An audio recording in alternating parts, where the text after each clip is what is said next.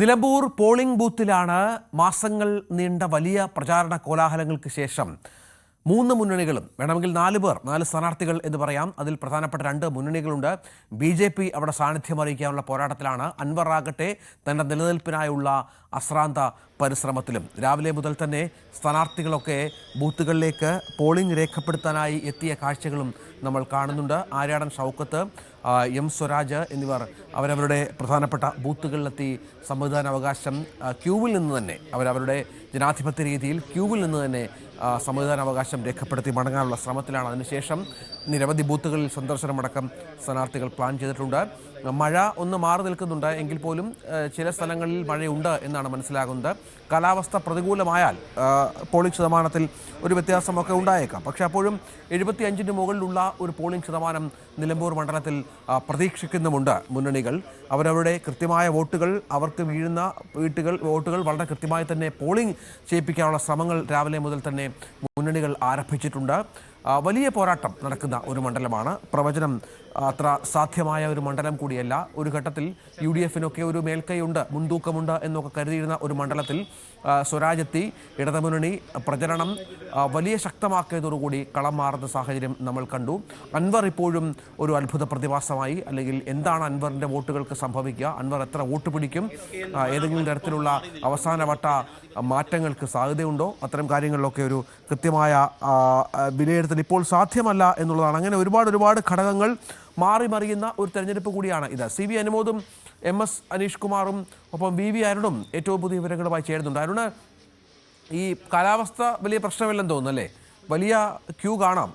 രാവിലെ തന്നെ വോട്ട് രേഖപ്പെടുത്തി മടങ്ങാനുള്ള ആളുകൾ എത്തുന്നു. നിലമ്പൂരിന്റെ പൊതുവെയുള്ള സ്വഭാവം ഇതാണോ?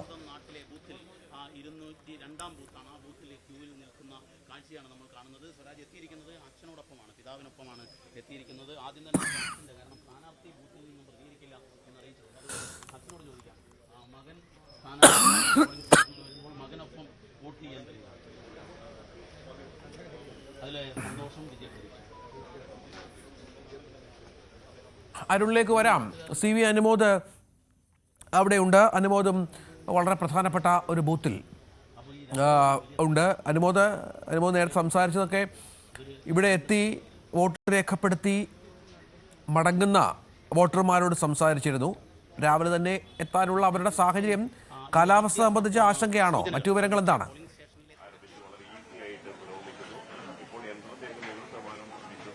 രഞ്ജിത്ത്, പോളിംഗ് തുടങ്ങി ആദ്യ മിനിറ്റുകളിൽ നല്ല തിരക്ക് ബൂത്തുകളിൽ അനുഭവപ്പെടുന്നുണ്ട്. വീട്ടിക്കുത്തിലെ സ്കൂളിലെ 184 നമ്പർ ബൂത്തിന് മുമ്പിലാണ് ഞാനിപ്പോൾ നിൽക്കുന്നത്. ഈ സ്കൂളിൽ തന്നെ 4 ബൂത്തുകളുണ്ട്. 4ഇടത്തും നല്ല തിരക്ക് തന്നെ അനുഭവപ്പെടുന്നു. അതായത് നമുക്ക് എല്ലാ പ്രായത്തിലുള്ളവരും രാവിലെ തന്നെ ഇവിടെ എത്തി വോട്ട് രേഖപ്പെടുത്തി മടങ്ങുന്നു എന്നുള്ളതാണ് നമുക്കിവിടെ കാണാൻ കഴിയുന്ന ഒരു കാര്യം.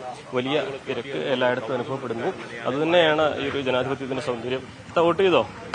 എല്ലാ തവണയും നേരത്തെ തന്നെ ആദ്യ മണിക്കൂറിൽ തന്നെ വോട്ട് ചെയ്യാറുണ്ടോ? എല്ലാ പ്രാവശ്യം ചെയ്യാൻ പറ്റാറില്ല, ഡ്യൂട്ടി ഉണ്ടാവാറുണ്ട്. പ്രാവശ്യം ഡ്യൂട്ടി ഇല്ല. ആദ്യത്തെ മണിക്കൂർ തന്നെ മഴയൊന്നും പ്രശ്നമാക്കാതെ വന്നു അല്ലേ? നേരത്തെ വരും. വോട്ടൊക്കെ ആദ്യം തന്നെ നേരത്തെ തന്നെ എണീച്ചു പോന്നു അല്ലേ? ഞങ്ങള് സാധാരണ എല്ലാ നേരത്തെ വരും. ആദ്യത്തെ വോട്ടുകളിൽ ഒന്നായിട്ട് ചെയ്യും. ഇത്തവണത്തെ ഉപതെരഞ്ഞെടുപ്പിൽ പലരും വോട്ട് ചെയ്യാൻ മടിക്കുന്നൊക്കെ പറയണേ, അങ്ങനെയൊക്കെ ഉള്ളവരോട് എന്താ പറയുക? അങ്ങനെയൊന്നുമില്ല, അവനാന്റെ അവകാശമല്ലേ. അതെ, എല്ലാം ചെയ്യായിരിക്കും. എന്താണ് ചേച്ചി ആദ്യ മണിക്കൂർ വോട്ട് ചെയ്യാൻ തിരക്കില്ലാതെ വോട്ട് ചെയ്യാൻ പറ്റിയല്ലേ? ഓ, ഞങ്ങളെപ്പോഴും രാവിലെ വരും. രാവിലെ നേരത്തെ തന്നെ വരും. ഞങ്ങൾ 7 തുടങ്ങുമ്പോ തന്നെ ഇവിടെ എത്തും. എല്ലാ തവണത്തെയും പോലെ തന്നെയാണ് ഇത്തവണയും തോന്നുന്നത്. ഇത് ഒരു ഉപതെരഞ്ഞെടുപ്പാണ്, 11 മാസത്തേക്കുള്ളതാണൊക്കെ തോന്നുന്നത്. അങ്ങനെ പല പ്രചരണം ഉണ്ടല്ലോ. 11 മാസത്തേക്ക് മാത്രമുള്ള തെരഞ്ഞെടുപ്പ് എന്നൊക്കെയാണ് പ്രചരണം. അതിനോടൊക്കെ എന്താ പറയാനുള്ളത്? ഒന്നും പറയാനില്ല. വോട്ട് ഇനി വരാലോ. വോട്ട് ചെയ്യൽ നമ്മുടെ അവകാശമാണ്. അവകാശമാണ്. എന്താണ് നിങ്ങളുടെയൊക്കെ പ്രതീക്ഷകൾ? വോട്ടാർക്കാ കൂടുതൽ കിട്ടുന്ന അവര് ജയിക്കും. നിങ്ങളെ ഇല്ല, അത്തരം പ്രതീക്ഷകളല്ല. ഞാൻ ഒരാളെ പറഞ്ഞു, ഇനി ഒരാളെ സാഹചര്യത്തില് നിങ്ങളെയൊക്കെ ഒരു പ്രതീക്ഷ ഇവിടുത്തെ പൊതുവെ ഗ്രൗണ്ടിൽ എങ്ങനെ? അതെ, അങ്ങനെ തന്നെയാണ്. ഷൗക്കത്ത് ജയിക്കണമെന്നാണ്. പലതരം അഭിപ്രായങ്ങൾ വരും. എല്ലാവർക്കും വോട്ടവകാശം വിനിയോഗിക്കാനുള്ള വോട്ട് ചെയ്ത് മടങ്ങുന്നവർക്ക് അവരുടേതായ അഭിപ്രായങ്ങൾ രേഖപ്പെടുത്താനും അത് പങ്കുവയ്ക്കാനും ഉള്ള സാഹചര്യമുണ്ട്. അപ്പോൾ അത്തരത്തിലുള്ള പ്രതികരണങ്ങളും നമുക്കിവിടെ പ്രതീക്ഷിക്കാം. നമ്മൾ കാണുന്നത് കിടക്കുന്ന പോളിംഗ് ബൂത്തുകളാണ്. എല്ലാ ബൂത്തുകൾക്ക് മുമ്പിലും ആളുകൾ കൂടുതൽ എത്തിച്ചേർന്നുകൊണ്ടിരിക്കുന്നു. കൂടുതൽ വരി നീണ്ടുകൊണ്ടിരിക്കുന്നു. ഇവിടെ ഈ ഒരു ബൂത്തിന്റെ പ്രത്യേകത നേരത്തെ പറഞ്ഞതുപോലെ ഇവിടെ അശോകന്റെ ഒരു ബൂത്താണ്. അദ്ദേഹത്തിലേക്ക് ആദ്യ മണിക്കൂറുകളിൽ തന്നെ എത്തിച്ചേരുമെന്നാണ് അറിഞ്ഞിട്ടുള്ളത്. അദ്ദേഹം ഇതുവരെ എത്തിയിട്ടില്ല. കുടുംബസമേതമായിരിക്കും അദ്ദേഹം ഇവിടേക്ക് എത്തിച്ചേരുക. മറ്റ് മേഖലകളിലും ഇപ്പോൾ പോളിംഗ് തുടങ്ങിയ എല്ലായിടത്തും സാമാന്യം നല്ല തിരക്ക് തന്നെയാണ് അനുഭവപ്പെടുന്നത്. സൂചകമായിട്ട് ഈ ഒരു തിരക്കിനെ രാവിലെ കാണുവാൻ. രാവിലെ മഴയുണ്ടായിരുന്നു, പക്ഷേ ആ മഴയൊന്നും പ്രശ്നമാക്കാതെ ആളുകൾ കൂടുതൽ ഇവിടേക്ക് എത്തിച്ചേരുന്നു എന്നുള്ളത് ഈ ഒരു പോളിംഗിനോട് ജനങ്ങൾ കാണിക്കുന്ന ഒരു സമീപനം ആയിട്ട് തന്നെ വേണം കാണുവാൻ. നമുക്കറിയാം, രാഷ്ട്രീയമായിട്ട് ഏറെ പ്രാധാന്യമുള്ള ഒരു ഉപതെരഞ്ഞെടുപ്പാണ്. വരുന്ന നിയമസഭാ തെരഞ്ഞെടുപ്പിന്റെ ഒരു ടെസ്റ്റ് ഡോസ് ആയിട്ട്, അല്ലെങ്കിൽ ആളുകൾ എങ്ങനെ ചിന്തിക്കുമെന്നതിന്റെ ഒരു ദിശാസൂചികയായിട്ടൊക്കെ ഈ ഒരു ഉപതെരഞ്ഞെടുപ്പിനെ കാണാൻ കഴിയുന്നതാണ്. 2 തവണയായി ഭരിക്കുന്ന ഇടതുപക്ഷ സർക്കാരിന്റെ ഒരു വിലയിരുത്തലായിട്ട് ഈ ഒരു തെരഞ്ഞെടുപ്പിനെ കാണാൻ കഴിയുന്നതാണ്. അതിനപ്പുറം നിലമ്പൂർ മാത്രം സവിശേഷമായി വെച്ച് പുലർത്തുന്ന ചില രാഷ്ട്രീയ സാഹചര്യങ്ങളുണ്ട്. ഇപ്പോൾ 2 മുന്നണികൾക്കും പുറമെ കഴിഞ്ഞ 9 വർഷം ഇടതുമുന്നണിയുടെ ഭാഗമായി നിന്നിരുന്ന സാമാജികനായ PV അൻവർ തന്റെ കരുത്ത് ഒറ്റയ്ക്ക് തെളിയിക്കുവാൻ കച്ചകെട്ടി ഇറങ്ങിയ ഒരു സാഹചര്യം കൂടിയുണ്ട്. അപ്പോൾ ഈ 4 പേർ, അതായത് 3 മുന്നണികളും സ്വതന്ത്ര സ്ഥാനാർത്ഥിയായ PV അൻവറും അവിടെ എവിടെയെല്ലാം അടയാളപ്പെടുത്തും, ജനമനസ്സുകളിൽ ആർക്കാണ് കൂടുതൽ ഇടം, ആർക്കൊപ്പമാണ് ഈ ജനം എന്നുള്ളത്, അത് ഈ ഒരു കേവലം നിലമ്പൂരിനെ മാത്രം സ്വാധീനിക്കുന്ന ഒന്നാകില്ല എന്ന കാര്യത്തിൽ സംശയമില്ല. എന്താണെങ്കിലും ഓരോ തവണയും പോളിംഗ് ശതമാനത്തിലെ വർധനവ് ഉണ്ടാവുകയാണെങ്കിൽ അത് കൂടുതലായിട്ട് എല്ലാ മുന്നണികൾക്കും പ്രതീക്ഷ നൽകുന്നതാണ്. നിലമ്പൂരിന്റെ സ്വഭാവം അനുസരിച്ച് 70-80 ശരാശരി പോളിംഗ് രേഖപ്പെടുത്താറുള്ളത്. രാവിലെ നല്ല തിരക്ക് കാണുമ്പോൾ മുൻപ് ആശങ്കപ്പെട്ട പോലെ ഒരു പോളിംഗ് ശതമാനത്തിൽ കുറവുണ്ടാകില്ല എന്ന പ്രതീക്ഷ തന്നെയാണ് മുന്നണികൾക്കും ഉണ്ടാവുക.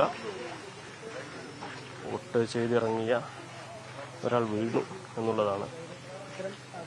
വഴുതി വീണതാണ്. മഴയുള്ളതുകൊണ്ട് തന്നെ പലപ്പോഴും അങ്ങനെ ചെറിയ അപകട സാധ്യതകളുണ്ട് പലയിടത്തും. വലിയ പ്രശ്നങ്ങളൊന്നുമില്ല. അതുകൊണ്ട് തന്നെ നമുക്ക് ഈ പോളിംഗ് ബൂത്തിലെ കാഴ്ചകളിലേക്ക് വരികയാണെങ്കിൽ, ഇവിടെ ഞാൻ നേരത്തെ 4 ബൂത്തുകളാണ് ഇവിടെ ഉള്ളത്. ഇവിടെ അപ്പുറത്ത് 182 നമ്പർ ബൂത്തിലെ വലിയ തിരക്ക് നമുക്ക് കാണാൻ കഴിയും. അവിടെയാണ് നമ്മൾ ആദ്യം നേരത്തെ ആളുകൾ വരി നിന്ന് കണ്ടു തുടങ്ങിയത്. നമുക്കിപ്പോഴും അവിടെ കാണാൻ പറ്റും. ആളുകൾ കൂടുതൽ കാത്തു നിൽക്കുന്ന ഒരു കാഴ്ച. ആദ്യ മണിക്കൂറുകളിൽ തന്നെ വരി നീണ്ടു കിടക്കുന്ന ഒരു കാഴ്ച നമുക്കിവിടെ കാണാൻ സാധിക്കും. വോട്ട് ചെയ്ത് മടങ്ങുന്നവരെയും നമുക്കിവിടെ കാണാൻ സാധിക്കുന്നുണ്ട്. എന്താണെങ്കിലും ജനാധിപത്യം അതിന്റെ മനോഹരമായ അടയാളപ്പെടുത്തലാണ്. വോട്ട് ആദ്യ മണിക്കൂറിൽ തന്നെ രേഖപ്പെടുത്തിയല്ലേ? വേഗത്തിൽ ചെയ്യാനുള്ള